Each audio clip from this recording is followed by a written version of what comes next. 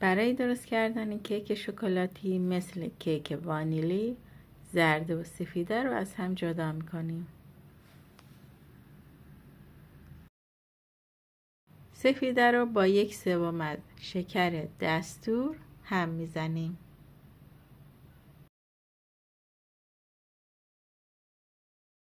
همون ابتدای کار 1/3 شکر رو میریزیم روی سفیده ها.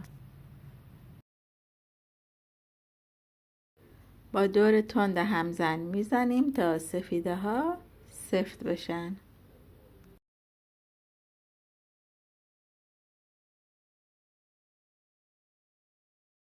اون قدری هم میزنیم که سفیدمون سفت بشه، از ظرف نریزه، در عین حال نرم باشه و حالت قله‌ای داشته باشه، قله کج.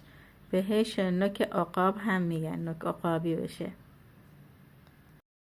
حالا سفیده رو میذاریم یخچال که آب نندازه. میریم سراغ زرده ها. زرده ها رو با وانیل و بقیه شکرمون هم میزنیم. 1-2 دقیقه میزنیم تا کمی تغییر رنگ بده. دورگیری میکنیم حتما که بوی زهر نگیره کیکمون و دوباره مخلوط میکنیم.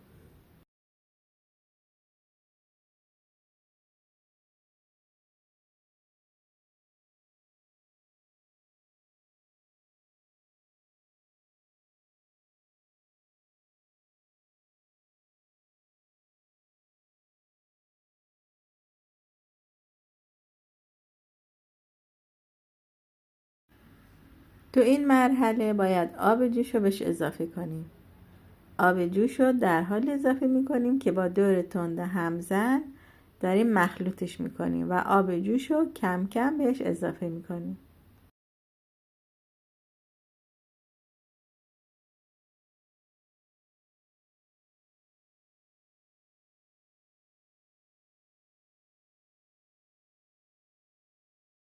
حالا اونقدر هم میزنیم که موادمون غلیظ، کرم رنگ و کشدار بشه و یادمون باشه که حتما ما بین کار دورگیری بکنیم.